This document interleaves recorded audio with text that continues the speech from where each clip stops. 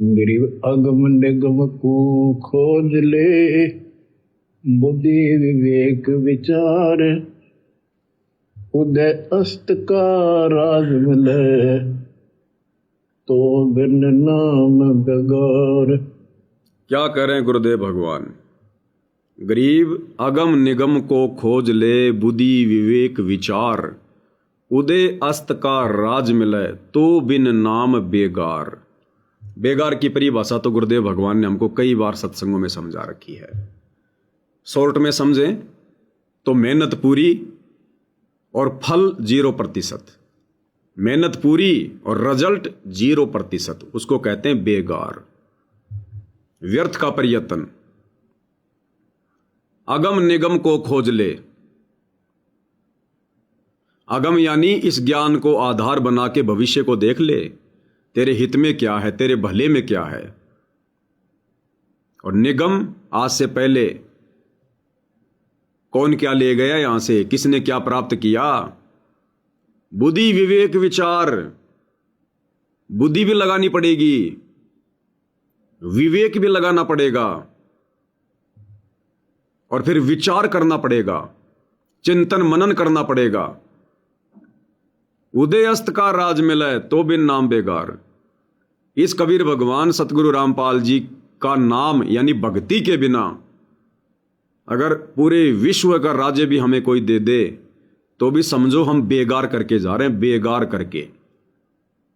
यानी इस पृथ्वी लोक पर यदि हम कुछ भक्ति धन इकट्ठा कर सकते हैं तो केवल सतगुरु रामपाल जी का पंथ है, सतगुरु रामपाल जी की भक्ति है। बाकी तो डले ढोना डले ढोना, चाहे पूरी पृथ्वी का राजा क्यों ना हो। और आज भाई और बहनों, इस वाणी के विपरीत कार्य हो रहा है। गुरुदेव भगवान कह रहे हैं उदय अस्त का राज मिले, तो बिन नाम बेगार।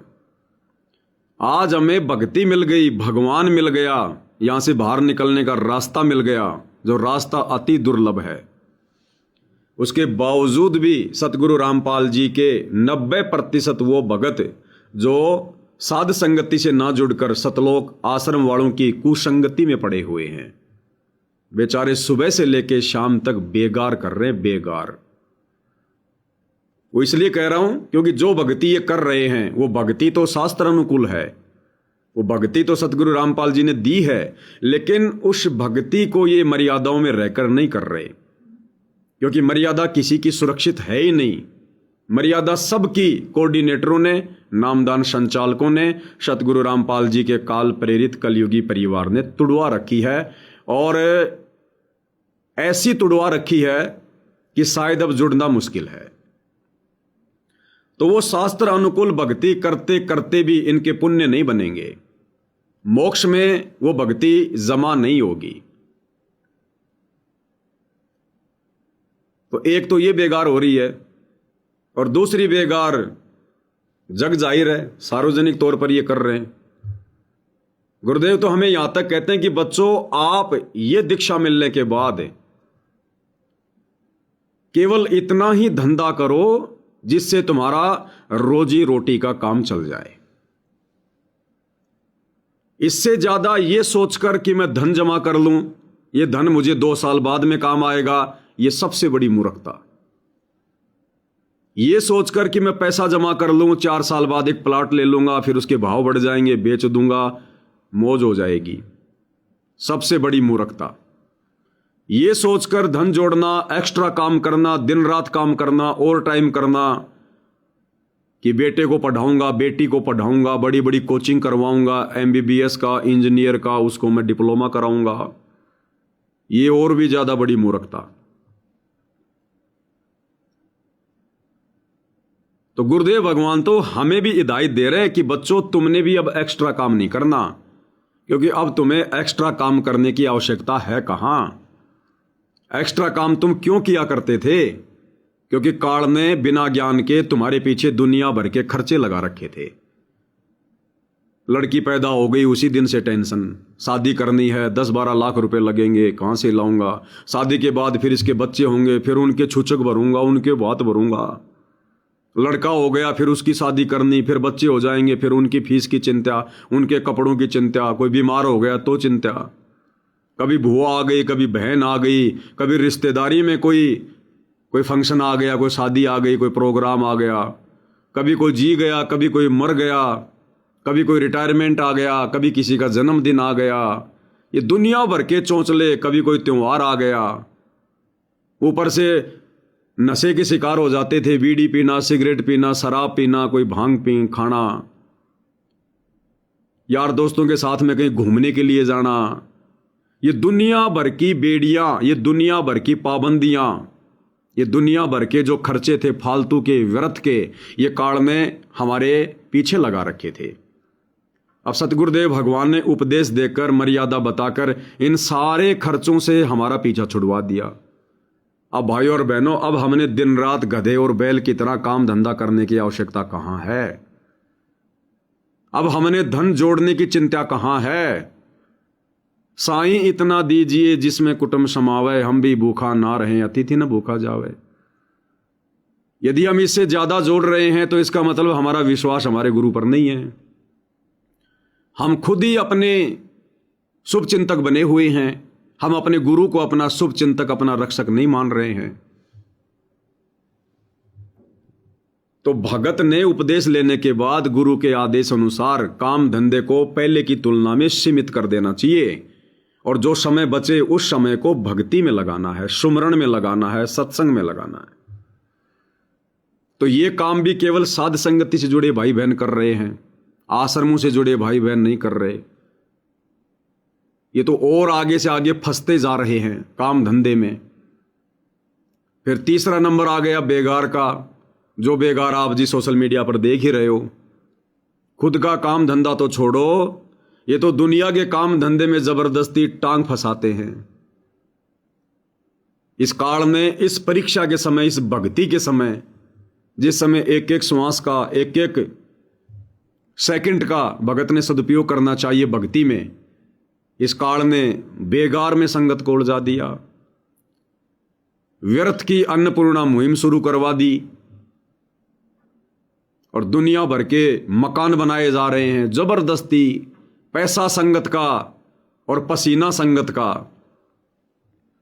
और सुखी बढ़ाई ले रहा है गुरु का परिवार। संगत के लिए भी नुकसान, गुरु के परिवार के लिए भी नुकसान। सुबह से लेकर शाम तक बेचारे भगत मिट्टी ढोते रहते हैं गधे की तरह। गरीब बंजारे के बैल ज्यों भरम फिरियो बहु देश, और खांड लाद बुश खात हैं।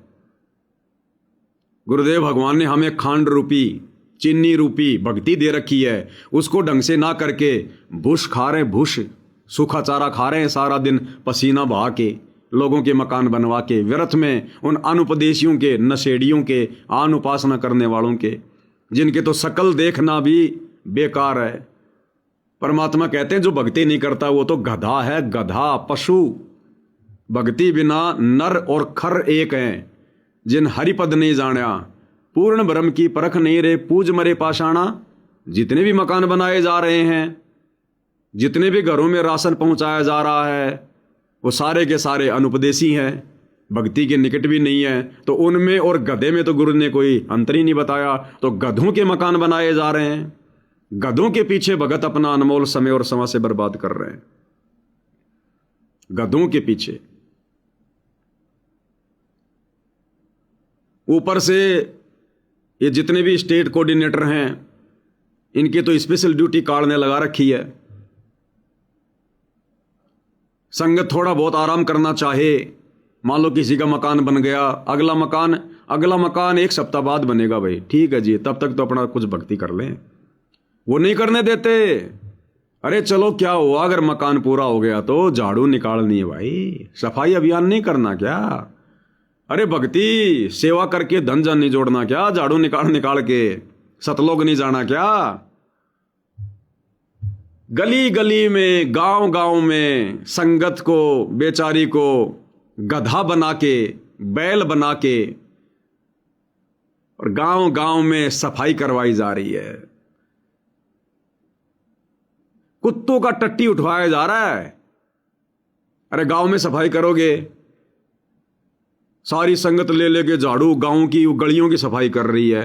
अरे गली में तो भैया कुत्ता भी टट्टी करेगा, गधा भी पोटी करेगा, कुत्तों की टट्टी उठवाई जा रही है संगत से।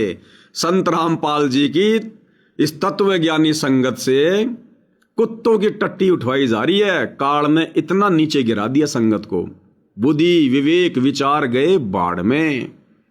गुरु तो कह रहा कि उदय अस्त का राज मिले तो बिन नाम बेगार, अगम निगम को खोज ले बुद्धि विवेक विचार। अगम निगम तो छोड़ो, बुद्धि विवेक विचार तो छोड़ो, कुत्तों की टट्टी उठवाई जा रही है संगत से। एक वीडियो दिखाता हूं आपको। पंजाब का स्टेट कोऑर्डिनेटर दीपक साहब,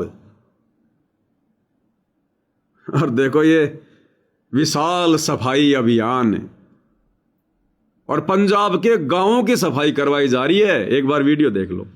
नमस्कार, मैं इस समय हम मौजूद हैं पंजाब के जिला फाजिल्का के कुलार गांव में, जहां एक प्रेरणादायक और अनोखा दृश्य देखने को मिल रहा है। यहां एक प्रसिद्ध संत के अनुयायी अपने गुरु के निर्देश पर पूरे गांव में सफाई अभियान चला रहे हैं। कैमरे में आप साफ देख सकते हैं कि भक्त हाथों में झाड़ू और अन्य सफाई उपकरण लेकर गांव की गलियों, सड़कों और सार्वजनिक स्थानों को साफ कर रहे हैं। स्थानीय ग्रामीणों का कहना है कि ऐसा संगठित सफाई अभियान उन्होंने पहले कभी नहीं देखा। गांव वाले क्या कह रहे हैं कि भाई ऐसा संगठित सफाई अभियान हमने आज से पहले कभी नहीं देखा। गांव वाले सही कह रहे हैं, गांव वालों को ऐसा ही कहना चाहिए।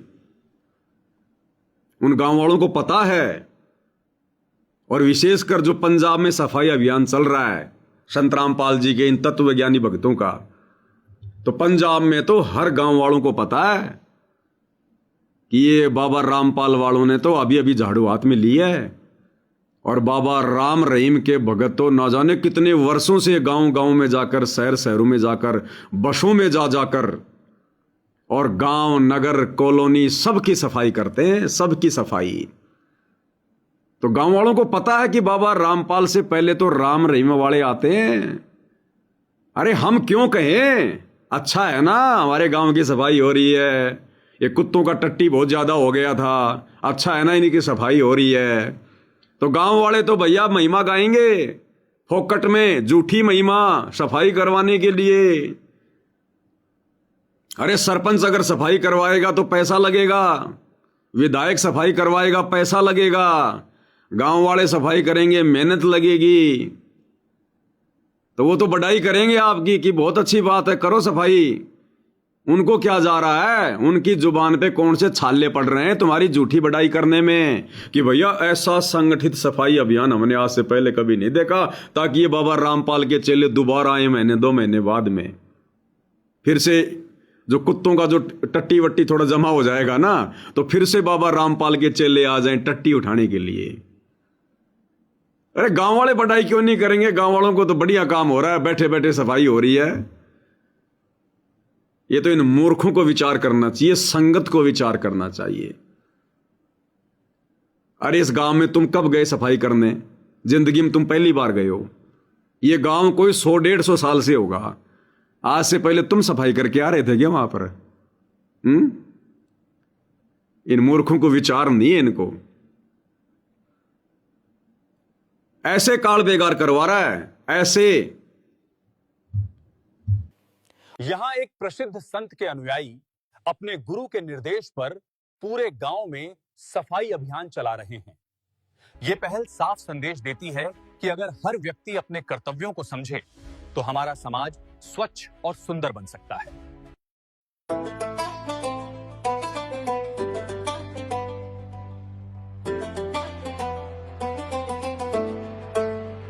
गली गली में साफ सफाई हो रही, हर दिल में खुशहाली छा रही। बुजुर्ग जवान सब साथ आए, सेवा की जोत जला रही। ना कोई छोटा ना बड़ा, यहाँ सब मिलकर कर रहे काम। संत रामपाल जी की कृपा से रोशन हो रहा कुलार गाँव जी। कुलार में सफाई अभियान चला है जी, संत रामपाल जी का नाम बड़ा है जी। कुलार में सफाई अभियान चला देखा, मूर्खों ने गाने तक बना दिए, गाने तक बना दिए। बताओ, उस गांव में घंटे 2 घंटे झाड़ू निकालनी थी और पहले जाने से पहले गाना तक बना दिया। भाई और बहनों, ये इतिहास बन रहा है, इतिहास। ये इतिहास लिखा जाएगा कि धरती पर सबसे ज्यादा मूर्ख संगत किस संत की हुई।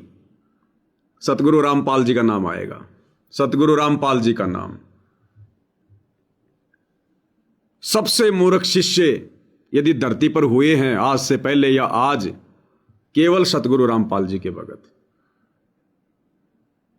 अरे राम रहीम के भगत, आसाराम के भगत, निरंकारी पंथ वाले, जय गुरुदेव पंथ वाले, अरे ये तो इस प्रकार के धक्के खा सकते हैं क्योंकि इनके गुरुओं के पास संगत को देने के लिए कोई भक्ति नहीं है, 5 यज्ञ नहीं है, यथार्थ सुमरण नहीं है, त्रिकाल संध्या नहीं है। तो बाकी संतों के भगत तो धक्के खा सकते हैं इस प्रकार की सेवा में। अरे सतगुरु रामपाल जी ने कौन सी कमी छोड़ रखी है? अगर आप ढंग से सतगुरु रामपाल जी की भक्ति मर्यादा में रह के करना शुरू कर दो, मैं कहता हूं आपको मुश्किल से घर से बाहर निकलने का समय मिलेगा, इतना भी समय नहीं बचेगा आपके पास में। ऐसी भक्ति सतगुरु रामपाल जी ने हमें दे रखी है, सुबह से लेकर शाम तक शेड्यूल बनाकर। आप अगर आधा घंटा भी कहीं जाओगे तो 20 बार सोचोगे। और यहां क्या हो रहा है? काल बिल्कुल बेगार करवा रहा है, बुद्धि पे बैठा, बिल्कुल बुद्धि पे, छोड़ूंगा नहीं। बड़ी मुश्किल से पकड़ में आए हो और ढंग से रगड़ रहा, ढंग से कुत्तों का टट्टी उठवा रहा है, कुत्तों का टट्टी। ये सेवा करके ये सतलोक जाना चाह रहे हैं, ये सेवा करके लाख जन्म धक्के खाते रहना, सतलोक मिलेगा सतगुरु की सेवा से। ये तो तुम कुत्तों की सेवा कर रहे हो, तुम कुत्तों का टट्टी उठा रहे हो। ये तो तुम उन गांव वालों की सेवा कर रहे हो, गांव वालों की सेवा से तुम्हें सतलोक मिलेगा। उन अनुपदेशियों की सेवा से, नशेड़ियों की सेवा से। कितने लोगों ने बीड़ी पी के, बीड़ी के वो टोटके फेंक रखे हैं, किसी ने सिगरेट का फेंक रखा है, किसी ने पान मसाला खा के वो थैली फेंक रखी है, किसी ने शराब पी के वो पौआ फेंक रखा है। और नादानो, तुम सतगुरु के भगत होकर और तुम लोगों की बेगार कर रहे हो, गंदगी उठा रहे हो। तुम्हें अपनी कीमत का नहीं पता, तुम्हें सतगुरु की भक्ति का एहसास नहीं। तुम्हें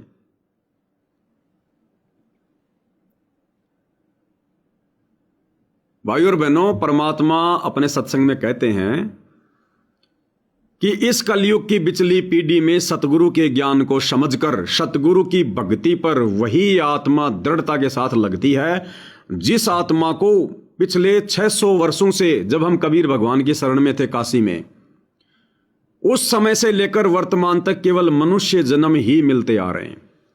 बीच में परमात्मा ने उस आत्मा को 84 में नहीं जाने दिया।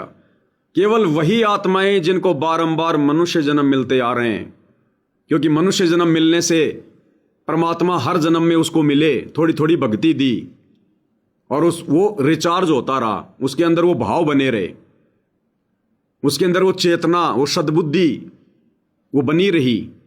तो केवल वही आत्माएं वर्तमान में सतगुरु की सेवा कर रही हैं, सतगुरु की भक्ति कर रही हैं। और ये जो गांव गांव जाकर जो ये लैट्रिन साफ कर रहे हैं ना, जो ये झूठा सफाई अभियान चला रहे हैं, व्यर्थ। ये भाई और बहनों, ये मनुष्य जन्म में नहीं थे।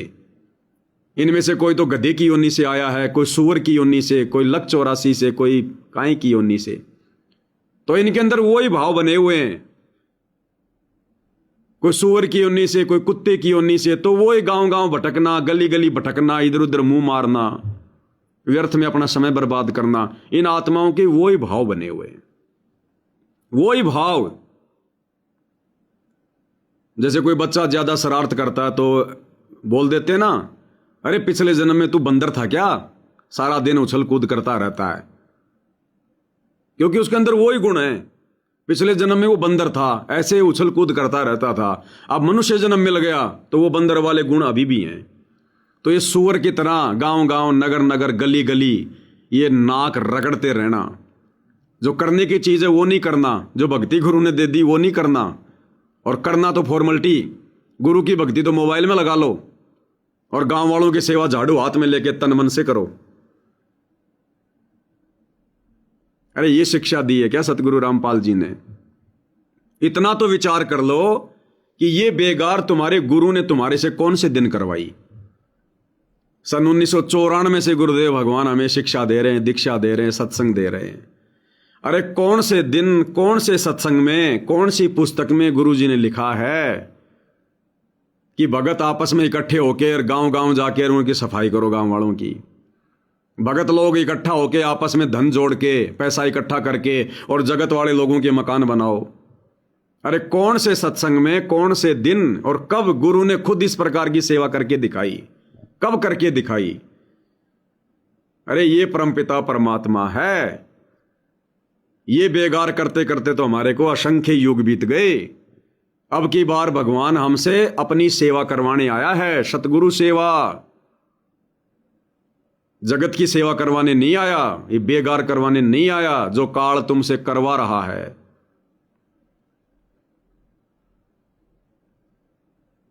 तो बताओ भाई और बहनों, परमात्मा जी अपनी वाणी में यही तो कह रहे हैं कि अगम निगम को खोज ले और बुद्धि विवेक विचार, भाई उदय अस्त का राज मिले तो बिन नाम बेगार। और आश्रम वालों को नाम मिल गया, भक्ति मिल गई, गुरु मिल गया, उसके बाद ये बेगार कर रहे हैं। फुटे भाग इनके, कहां ठिकाना है इनका? गरीब अगम निगम को खोज ले, बुद्धि विवेक विचार, उदय अस्त का राज मिले तो बिन नाम बेगार। उदय अस्त का राज मिले तो बिन नाम बेगार। कबीर मानुष जन्म दुर्लभ है, मिले न बारंबार। तरवर से पत्ता टूट गिरे, वो बोर न लगता डार।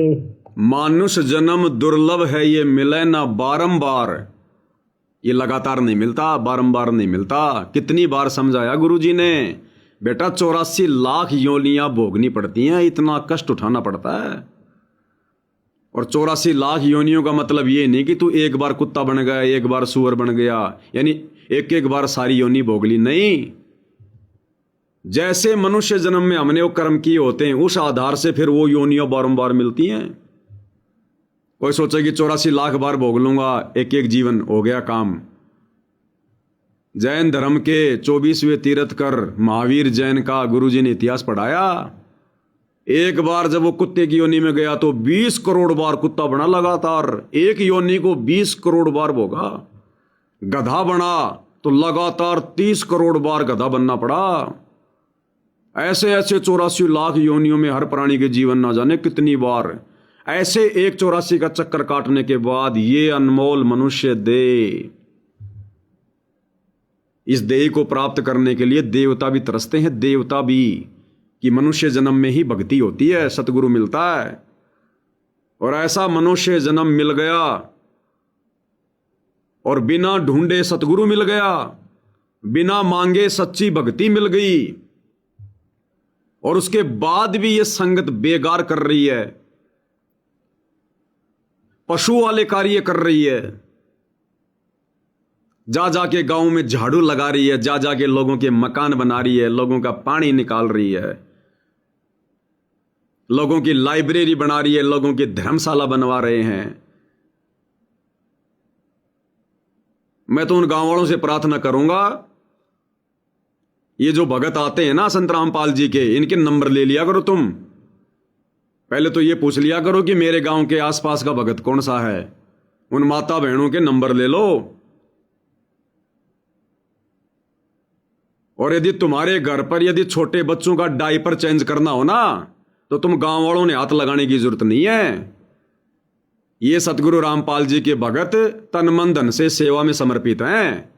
अगर तुम्हारे बच्चों का डायपर चेंज करना हो, तुम्हारे घर में कोई बूढ़ा हो, कोई बुजुर्ग हो, उसकी लैट्रीन बाहर डाल के आनी हो, तुम्हारे गटर में पानी वाणी भर गया हो, बदबू आ रही हो, तो उस भगत को फोन कर दिया करो कि भाई तुम्हारे गुरुजी के आदेश की पालना नहीं करनी क्या तुमने? सतलोक नहीं जाना क्या? फटाफट आओ, बच्चे का डायपर चेंज करो। सेवादार क्या होता है? हमेशा सेवा में तत्पर रहे।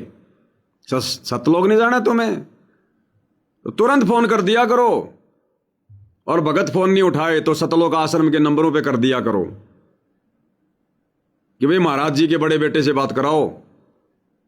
ये कोई सेवा होती है? एक दिन आ गए, गाय का गोबर साफ कर गए, कुत्तों की टट्टी साफ कर गए, झाड़ू निकाल गए, बस हो गई तुम्हारी सेवा? ये सेवा है क्या? ये बाकी सेवा कौन करेगा? तुम तो सेवादार हो ना। सेवादार का काम तो 24 घंटे सेवा करना है। जब फोन आ जाए उसी समय सेवा करना है। तो इनके भक्तों के नंबर ले लिया करो तुम, क्योंकि इनके पास में समय समय है। ये ना कोई 3 समय की आरती ढंग से करते, ना 5 यज्ञ करते, ना ये अपने गुरु जी को भोग लगाते। ये कोई भी काम विधिवत नहीं करते। ये विधिवत केवल एक ही काम करते हैं, सेवा। बेगार को विधिवत करते हैं ये, बिल्कुल मर्यादा में रह के, पक्के भगत बन के। तो बच्चों का डायपर भी चेंज करना हो ना तो संत रामपाल जी के भक्तों को फोन कर दिया करो तुम तो, तुम्हें टेंशन नहीं है। ये लोग फ्री हैं फिलहाल।